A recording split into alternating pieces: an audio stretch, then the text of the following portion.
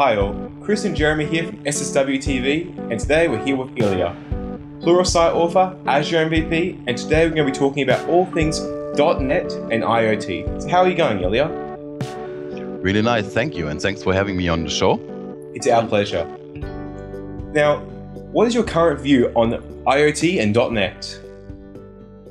So my current view on IoT and .NET is that we have made, that Microsoft has made tremendous efforts, especially in the open source space. So everything is published now. .NET is nearly completely published, open sourced, and therefore NET MF, for example, has done a great jump forward. So the old people are on the team again, and they are managing the community really well. And there's a lot of feedback and a lot of pull requests that have been incorporated into the source base. And if you are a NET MF developer, for example, for quite a long time, you know that getting feedback on NET MF was really hard. And now it's so easy. You get instant feedback, and the team is changing everything and working on the stuff continuously. And we will see some great things coming from NET MF. And on the other hand, we have UWP, and we have the Raspberry Pi, and we have other devices that will run Windows 10 IoT Core. And NET MF and Windows 10 IoT Core will integrate at some point in time. But everything is currently really, really fresh, but it's coming. So with the big move for Microsoft moving everything to open source, yeah, for you found that to be a beneficial move, correct? Yeah, absolutely. So the communication's a lot better, everything's a lot more open, and generally the development community is a lot more happy about it, aren't they? Yeah, they are very happy about that, and the people are highly motivated. And you know, if you, it feels like being a knight or something if you are able to push something to a Microsoft repository. So people are very excited to work with the people, with the teams directly, and to communicate with them. And it's a whole new experience for all of them. It's definitely a new experience for a lot of us, being that for the longest time, we didn't have access to the internals of Microsoft. So for guys like you, the MVPs, you guys get access to them. It might be under NDA, but at least you have access to them, whereas the poor plebs like us, we have to wait ever so patiently. But these days, we get access to everything the minute they push it out. It's great.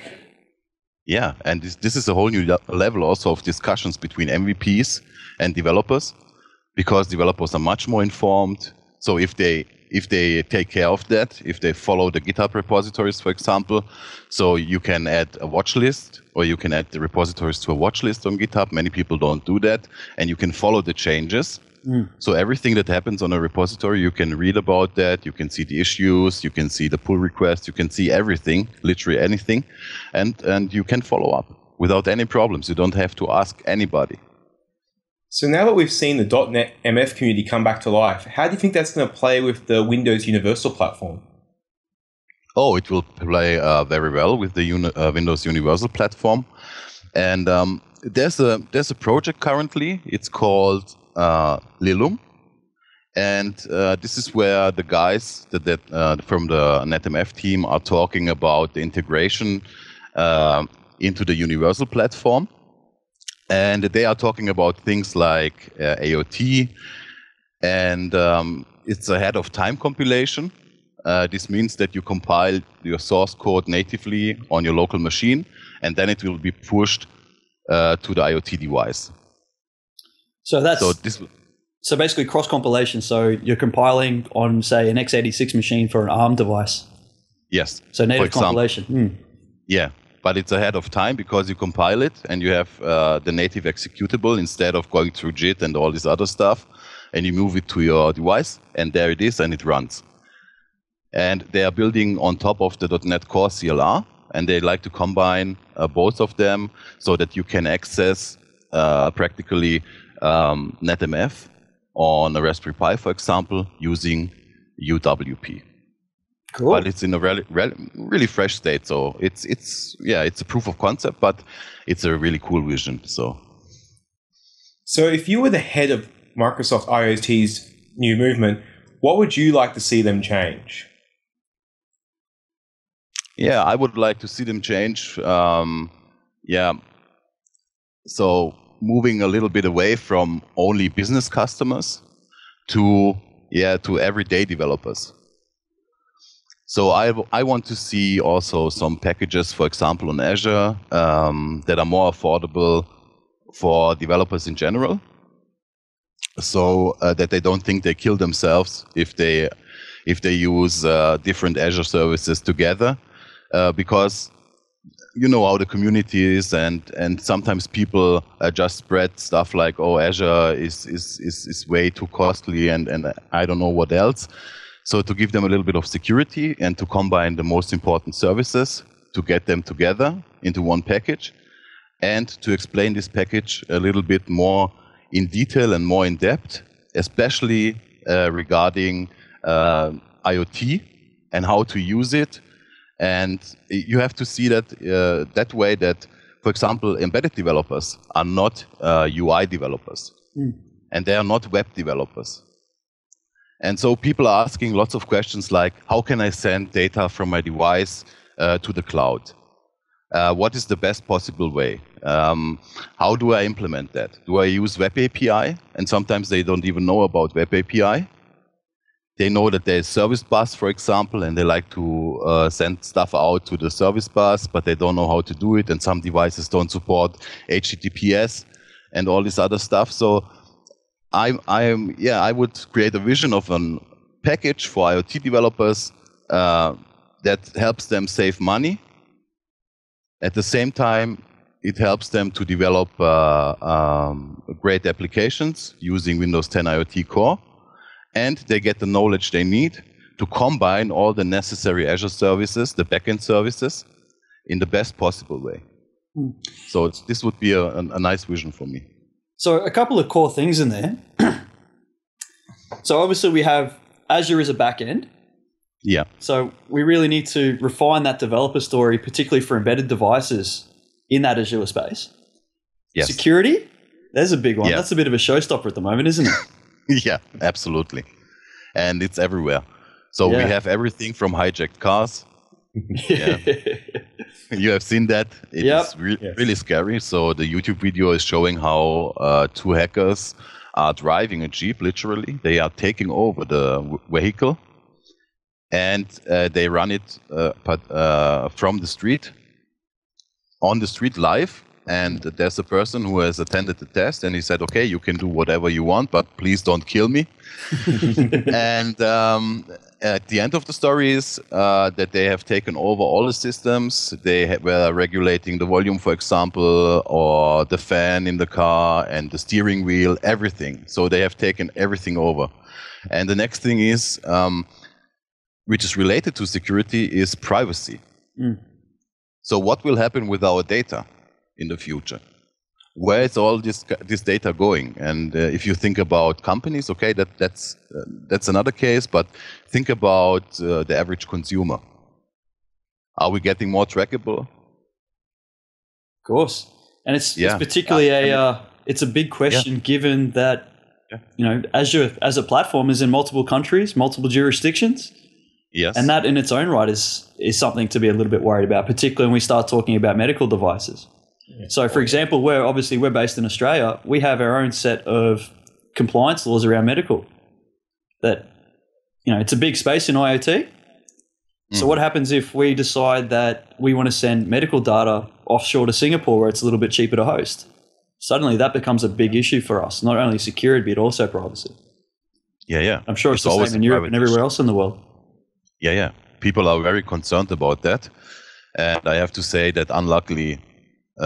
Also, many people are not concerned at all about their data. So I think one thing that I'm hearing a lot of concern about is not just the privacy and the security, but it's also how much is it going to cost to actually put all my data up into Azure. With the prices going up in Australia by at least 20% last month, there's been a lot of head scratching around that. Yeah, I know. Microsoft has already picked up that issue, and it is discussing these issues also on the forums with the users. And most of the problems are related between currency conversions and so on and different regions. But they're working on that. Yeah, it's not only Australia, it's also for Germany, for example, and for other countries as well. Everything is based on the US dollar. And so prices start to normalize as Forex fluctuates. So that's a nice little problem in itself, isn't it? Yeah. But in general, I have to say that in most of the cases, because Azure is very, very secure and Azure fulfills lots of the regulations that are needed in many countries or most of the countries worldwide, and Azure has met all the security standards that are needed. In most of the cases, it is much cheaper to keep your data in the cloud than to have, for example, let's say a big team of admins that are hosting your own servers on-premise, for example, and your data is there, because many companies are still afraid to move the data from on-premise to the cloud. But there are other possibilities where you can combine the cloud and the on-premise. That's not a really big issue in the beginning, and then you can start to move your data slowly, completely to the cloud. Because if you do a cost calculations, Azure in 90% or in all of the cases, it is much cheaper and much more secure. And the other advantage, once you get your data up into Azure, let's say your boss or whatever business decides we need to really apply business intelligence. You have Hadoop clusters, you have Power BI, you have a range of options to make going through that data so much quicker and easier than if it was on-prem. Yeah, it's much, much easier. And the other thing is, because you have so many options to choose from, you have to get really right into everything that's interesting for you and that's possible. So engage with the community, tell your staff to engage with the community, to visit the forums, to talk to MVPs, so that they can get more information, more accurate information about the services that are available, and let the community guide them to the right set of features that are needed for the company. This is possible today, because everything is so open, and many MVPs are available on Twitter, nearly 24 hours a day. Yeah, we found that out, didn't we? It's much, much easier than before, and they have made also advances. The Azure calculator is much, much better than before. It's much more detailed, and you can estimate your costs, and there are other tools also to do cost estimations before you do actually your move to Azure. So just back to the Azure story.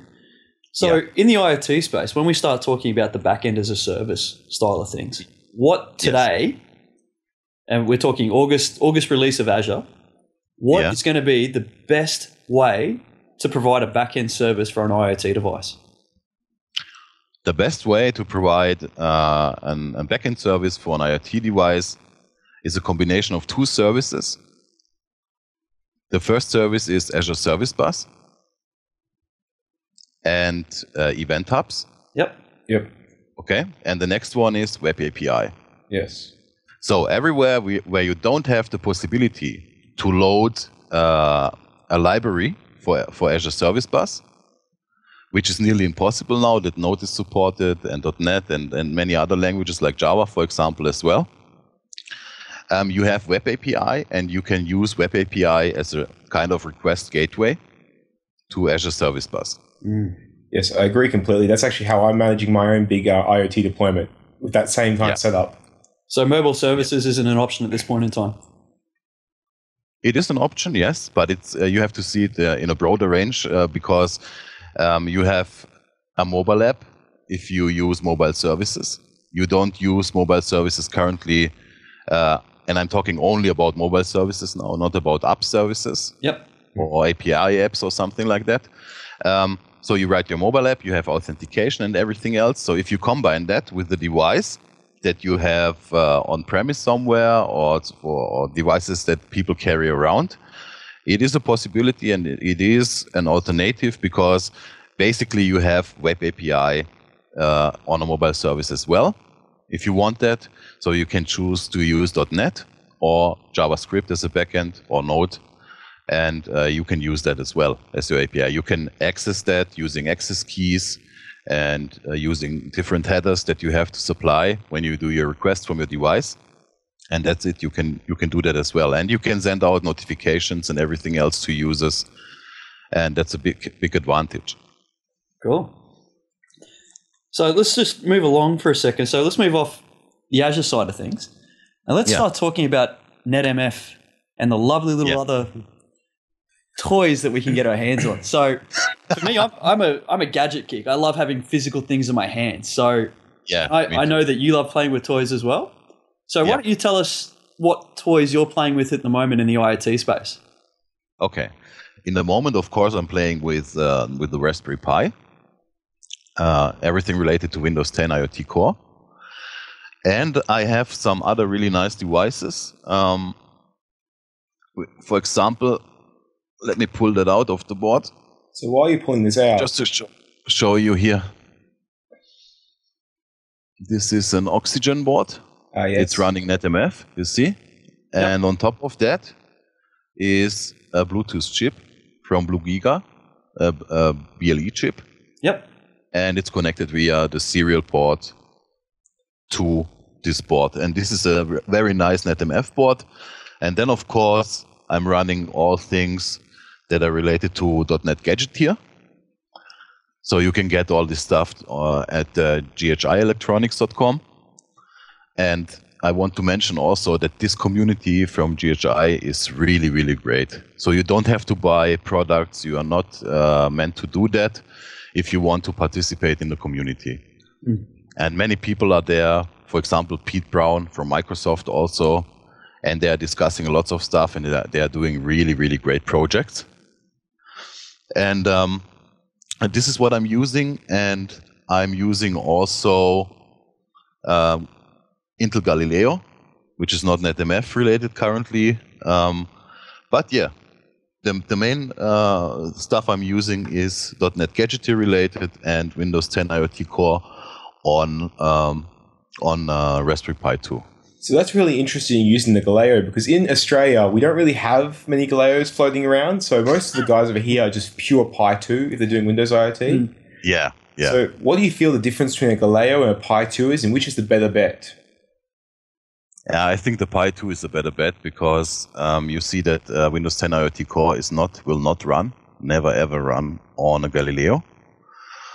You can, if you want, run Windows 8.1. It's a stripped down version of Windows 8.1 that you can download on the Microsoft site.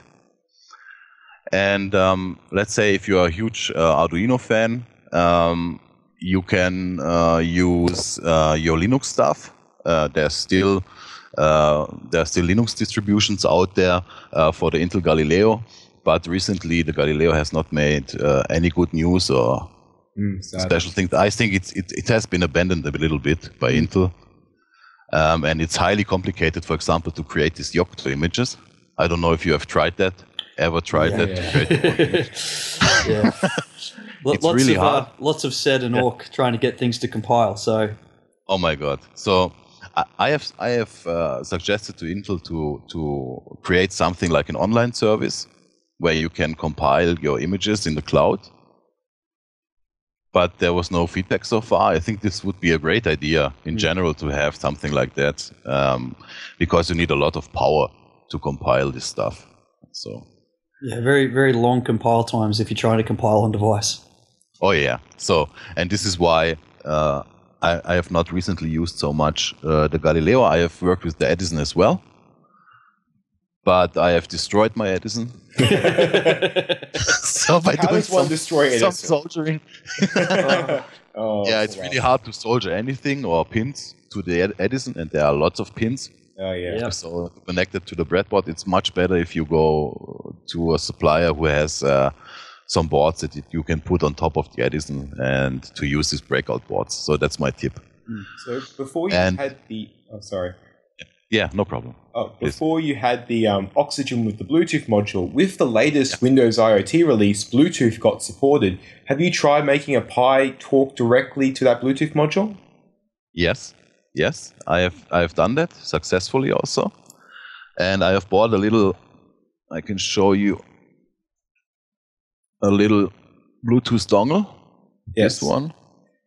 And it's working quite nicely with Windows 10 IoT. It's recognized without any problems.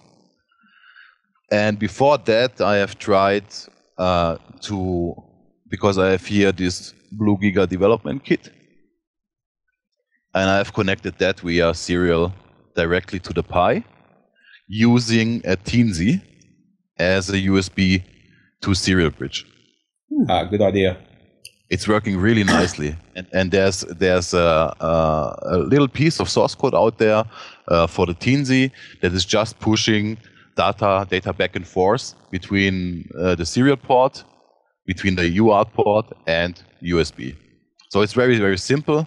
Everything that comes from the PC goes through the UART, and everything that comes from UART goes back to the PC. Nice. And that's it. And it's working really, really nicely. And that way you can connect all kinds of devices. And you know that the Raspberry Pi has no analog ports, and the Teensy can offer that as well. And there's another solution from GHI. They made a FATS head. Yeah. You can put that on top of the Raspberry Pi, and then you can connect all the Gadgeteer devices with the available sockets, with the Gadgeteer sockets to your Raspberry Pi. There's a driver, and it's really nice. So you can reuse your hardware that you have bought. Yeah, I'm going to get one of those on the order soon. Yeah, Definitely. it's really nice. So yeah, we're geeking out about all the gadgets and great things we can add, but really, what are the pitfalls and gotchas people have to be careful for, except for soldering? Okay, so you have to be very careful if you have something that is accessing the net about security. So that's my concern number one. So the second thing you have to be careful about are power supplies. For example, for the Raspberry Pi, there are some certified power supplies, and people tend to use, for example, the cheap power supplies, which have 1 amp or less. But in most of the cases, it will not work out. So you will have to have at least 2 amps for Raspberry Pi to be able to run some devices,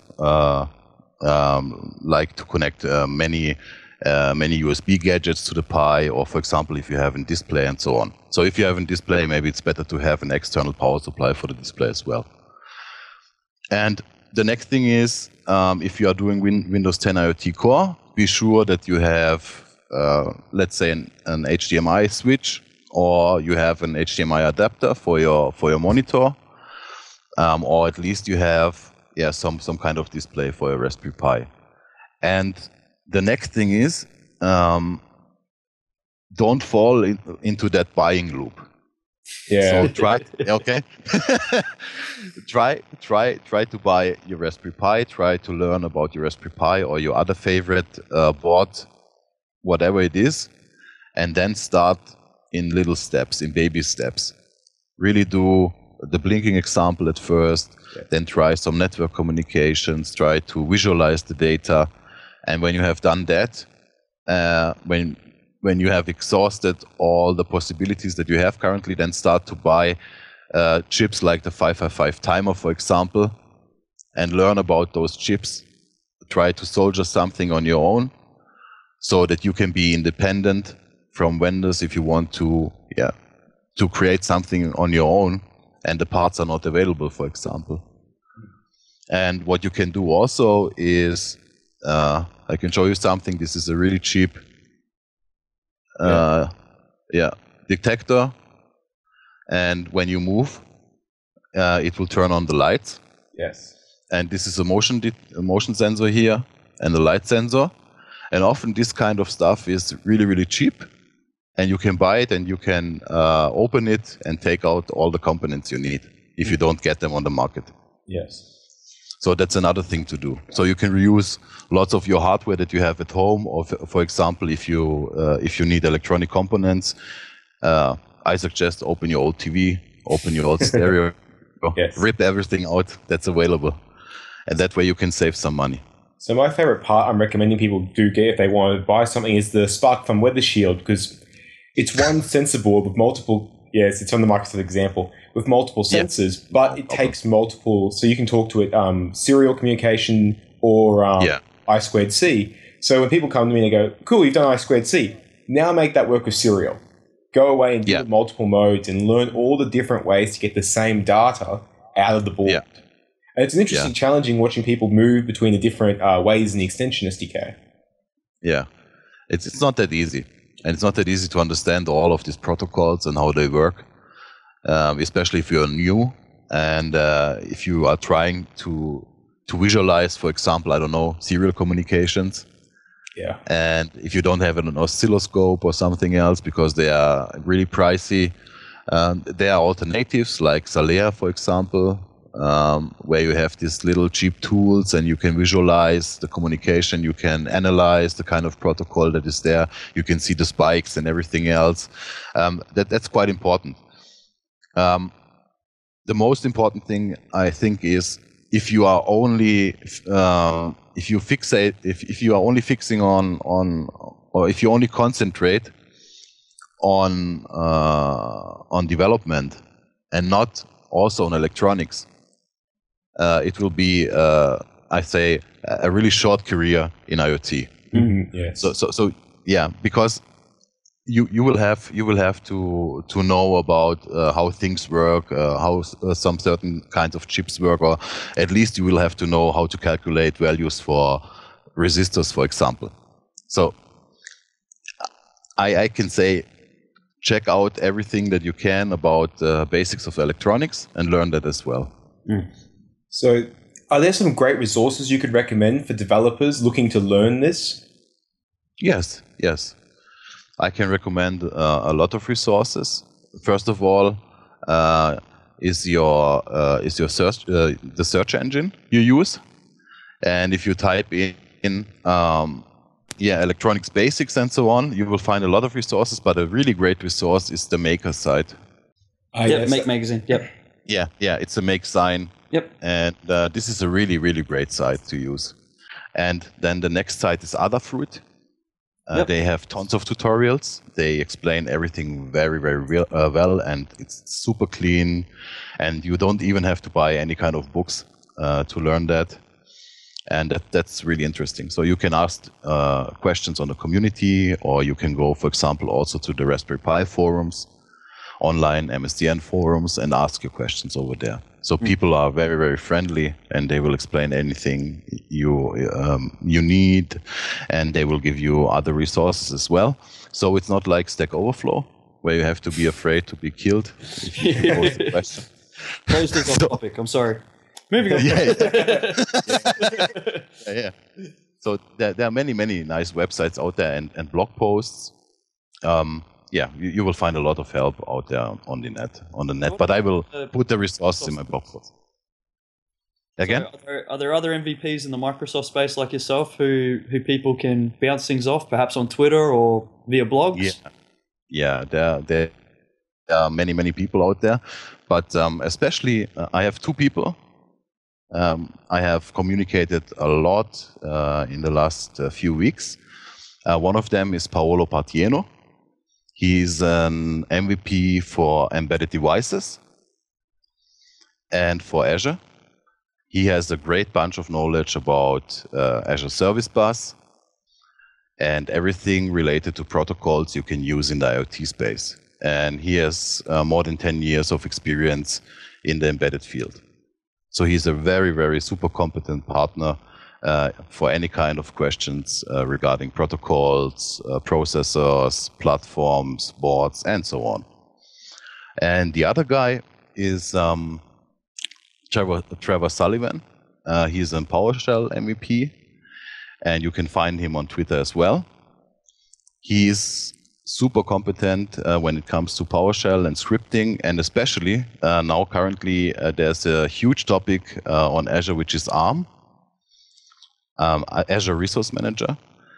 I think that every IoT developer should be able to manage his Azure resources using PowerShell. That's very important. So if you want to avoid downtime, and if you want to be able to automatically deploy your stuff to Azure, you have to learn PowerShell. And Trevor is really the best guy out there for me to learn about PowerShell, to learn about ARM, and to get into that stuff. So he's really, really good at what he's doing, and so is Paolo. So if the viewers out there want to come and see your work and your blog, where would they be able to find you? So they can find me on Twitter. My Twitter handle is @AwesomeDevDesigner. And my blog is www.awesomedevdesigner.com. Well, Ilija, thank you very much for spending the time and chatting with us and sharing all the knowledge. We look forward to having future discussions around this space and particularly around the Azure platform. Yeah. So for all guys who watch, if you want any more great video content, feel free to subscribe and of course, like and leave a comment. Many thanks. Thank you. Bye. Thank you. Bye.